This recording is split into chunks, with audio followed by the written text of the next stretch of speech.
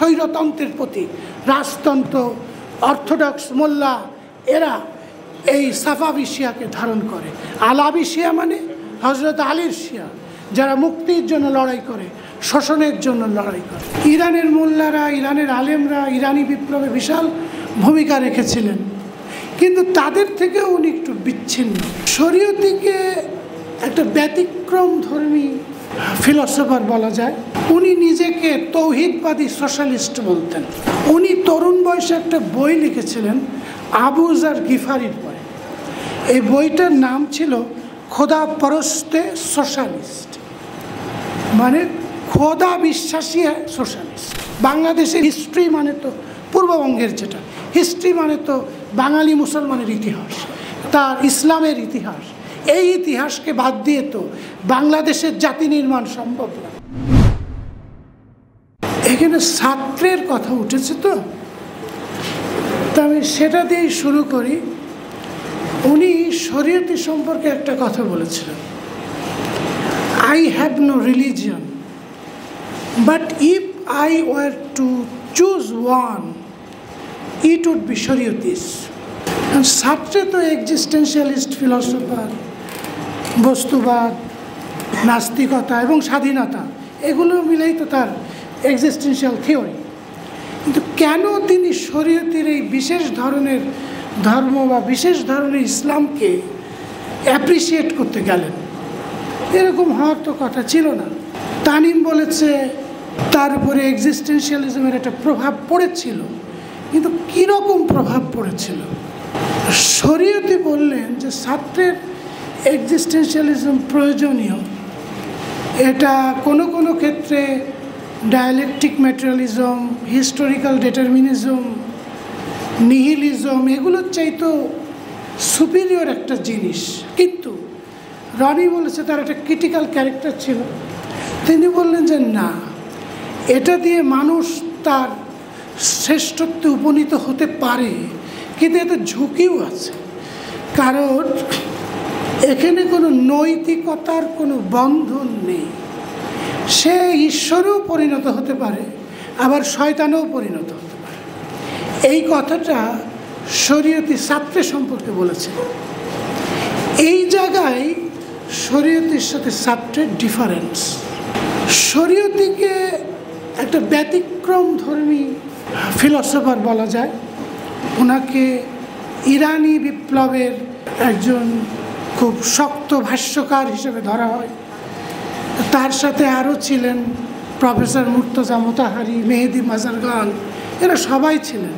কিন্তু ইনি সবার মধ্যে থেকেও একটু ব্যতিক্রমী। ইরানের মোল্লারা, ইরানের আলেমরা ইরানি বিপ্লবে বিশাল ভূমিকা রেখেছিলেন, কিন্তু তাদের থেকেও উনি একটু বিচ্ছিন্ন। ইরানের মার্ক্সবাদীরাও সার উৎখাতে অনেক বড় ভূমিকা রেখেছিল, কিন্তু তাদের থেকেও উনি ডিফারেন্ট। ওনার ডিফারেন্সটা কী? ওনাকে বলা হয় ইসলাম ও মার্কসিস্ট। কেউ কেউ কোনো পণ্ডিত তাকে এভাবে বলেছেন। তিনি ইসলামের তৌহিদের খুব দৃঢ় সমর্থক ছিলেন। ওনার আব্বার একটা পার্টি ছিল, party of the god worshipping socialist. উনি নিজেকে তৌহিদবাদী সোশ্যালিস্ট বলতেন। ইসলামের তৌহিদ, ইসলামের নৈতিকতার সাথে উনি মার্ক্সের কোনো থিওরির একটা সমন্বয় করেছিলেন। কোনো ক্ষেত্রে মার্ক্সের যে ওই ক্লাস স্ট্রাগল, এগুলোকে তিনি ইসলামী কাঠামোর মধ্যে এনে ব্যাখ্যা করেছিলেন। উনি হাবিল কাবিলের কাহিনী আমরা জানি, হযরত আদম আলাইহিস সালাম কাবিল হাবিলকে মেরে দিয়েছিলেন। উনি বললেন যে এইটা হলো পৃথিবীর ইতিহাসের সবচেয়ে বড় শ্রেণী সংগ্রাম, কারণ হাবিল ছিল মজলুম, কাবিল ছিল জালিম। আরও ইন্টারেস্টিং ব্যাপার আছে ওনার এই ইসলামের ব্যাখ্যায়। উনি বললেন যে ইসলামের যে তৌহিদ আর শিরক, এটাও হচ্ছে শ্রেণী সংগ্রামের মতো একটা ব্যাপার। একথা শুনে তো আপনারা চমকে উঠবেন। একথা শুনলে আমাদের অর্থোডক্স আলেমরা হয়তো একটু বিরক্তও হয়ে যেতে পারেন, কিন্তু এইভাবে তিনি মার্ক্সবাদকে ইসলামিক কাঠামোর মধ্যে আটানোর চেষ্টা করেন। এই জন্য তাকে ওই যে তামিম বলেছে তার সম্পর্কে বলা হয় তিনি মার্ক্সবাদ বুঝেন না। মার্ক্সবাদকে তিনি নিজের মতো করে ব্যাখ্যা করেছিলেন। আবার ইসলামেরও তিনি একটা ইডিওলজাইজেশন করেছিলেন, ইসলামের একটা রাজনৈতিক আদর্শায়ন করেছিলেন, যার ফলে উনি মার্ক্সবাদীদের কাছেও প্রিয় হতে পারলেন না। উনি অর্থোডক্স যে ওলামা তাদের কাছেও ওইভাবে গৃহীত হতে পারেন নাই। কিন্তু তার যে চিন্তা ভাবনা, তার রেলিভেন্সটা কি আমরা বোধহয় ফেলে দিতে পারি না। উনি তরুণ বয়সে একটা বই লিখেছিলেন আবু যর গিফারির পরে। এই বইটার নাম ছিল খোদা পরস্তে সোশ্যালিস্ট, মানে খোদা বিশ্বাসী সোশ্যালিস্ট। আবু যরকে তিনি এইভাবে ব্যাখ্যা করেছিলেন। আবু যর ইতিহাসে কি ছিলেন সেটা বড় কথা নয়। আবু যরকে 1300 বছর পিছন থেকে টেনে এনে আবু যরকে আধুনিক সমাজের সামনে এইভাবে তিনি রেলিভেন্ট করেছিলেন যে যে ব্যক্তি একজন শাসকের সামনে সত্য কথা বলেছিল, মানুষের মুক্তির কথা বলেছিল, এইভাবে তিনি আবু যরকে হাজির করলেন। এখন আজকে আলোচনার একটা টাইটেল হচ্ছে ডক্টর শরীয়তে ইসলামী সমাজতন্ত্র। হয়তো এই কারণে ওনাকে ইসলামী সমাজতন্ত্রীও বলা হয়ে থাকে। আমাদের দেশে, আমাদের ঢাকা শহরে আপনারা জানেন আবু যর গিফারি বলে একটা কলেজ আছে মালিবাগে, এবং এটা প্রতিষ্ঠা করেছিলেন আমাদের দেওয়ান মোহাম্মদ আজরফ, শাহেদ আলী, এসব পণ্ডিতরা। এরাও কিন্তু এক ধরনের ইসলামিক সোশ্যালিজমের দিকে ঝুঁকেছিলেন।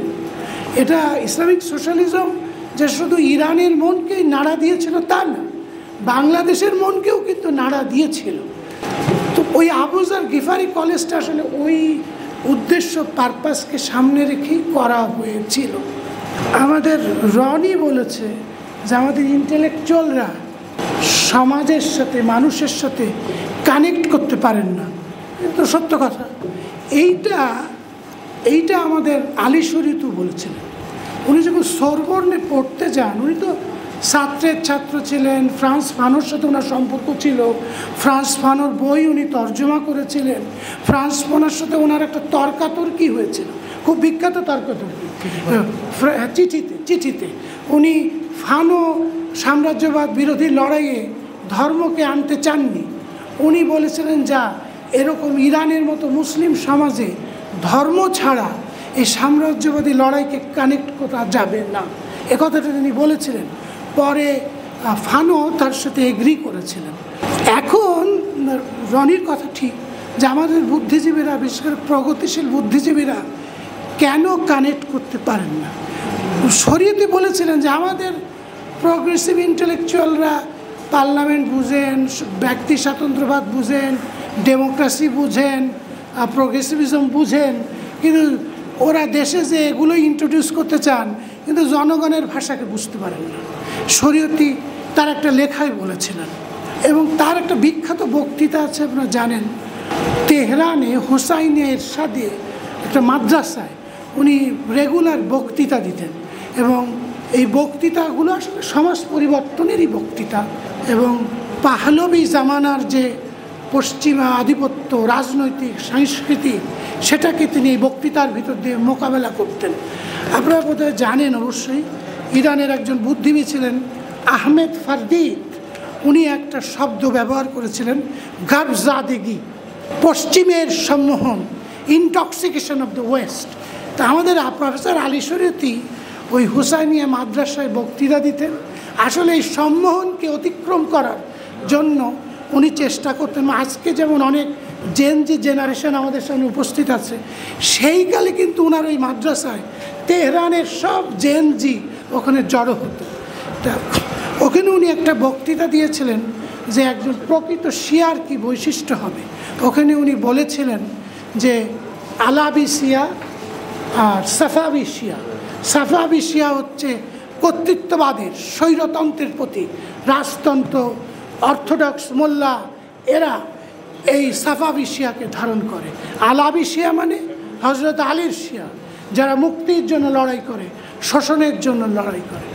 ওইখানে তিনি তার একটা বিখ্যাত রাজনৈতিক ও সাংস্কৃতিক স্লোগান দিয়েছিলেন, every month of the year is Muharram, every day of the month is Ashura, and every piece of land is Karbala.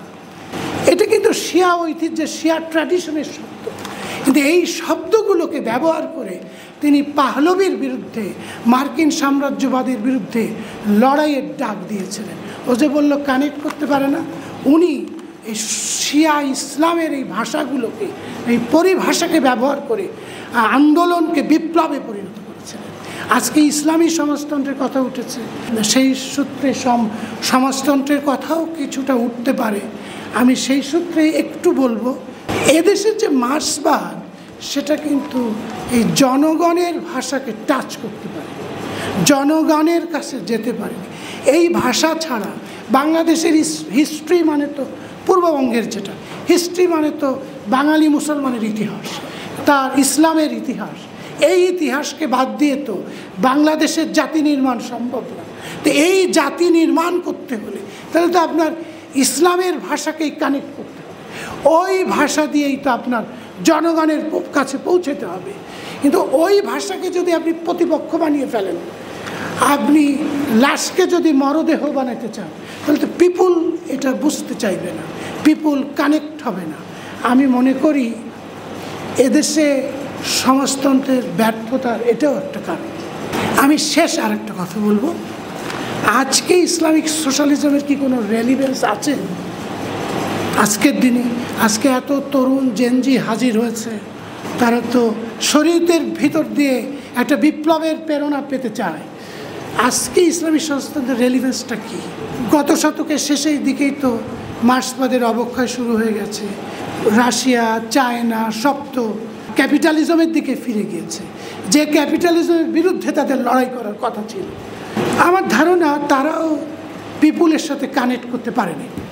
Connect না করতে পারার কারণ হচ্ছে যে তারা ধর্মের ভাষাগুলোকে বুঝতে পারেনি। সোভিয়েত রাশিয়ায় তো অর্থোডক্স ক্রিশ্চিয়ানিটি, এরা খুবই কিন্তু ধার্মিক হয়, প্রচণ্ড ধার্মিক এই অর্থোডক্স ক্রিশ্চিয়ানিটি। তারপর এই ধার্মিকতার সাথে যে সমাজতন্ত্র লড়াই করতে গেছিল, সেই লড়াই তো তারা ফেল করে গেছে।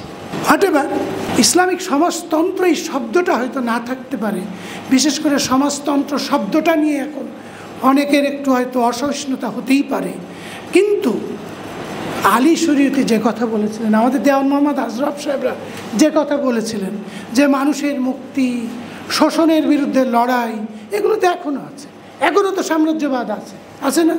গাজায় দেখেন, ইরাকে দেখেন, লিবিয়ায়, কোথায় সাম্রাজ্যবাদ তার প্রচণ্ড সেই মুখ বেদান করে আসে? নেই, সব জায়গায় তো আছে। সেই অর্থে আমি মনে করি প্রফেসর আলী শরীয়তির চিন্তার রেলিভেন্স এখনও রয়ে গেছে। এবং বাংলাদেশের মতো দেশে, যেখানে আমরা এখন ভারতীয় আধিপত্যবাদের সাথে লড়াই করছি, গত 20 বছর তো আমরা ভারতীয় আধিপত্যবাদের মধ্যেই ছিলাম। আমি মনে করি এই আধিপত্যবাদের এই রূপের বিরুদ্ধেও আলী শরীয়তির শিক্ষা, সাম্রাজ্যবাদের বিরুদ্ধে শিক্ষা, সেটা আমাদের কাজে লাগতে পারে। আমি বোধহয় অনেক কথা বলে ফেললাম, শ্রোতাদের ধৈর্যের বাঁধ হয়তো ভেঙে গেছে। আমি সবাইকে আবার মোবারকবাদ জানাচ্ছি। বিশেষ করে আমি আমার আনন্দের কথা জানাচ্ছি যে প্রফেসর শরীয়তিকে শ্রদ্ধা জানানোর জন্য এতগুলো তরুণ এসেছে।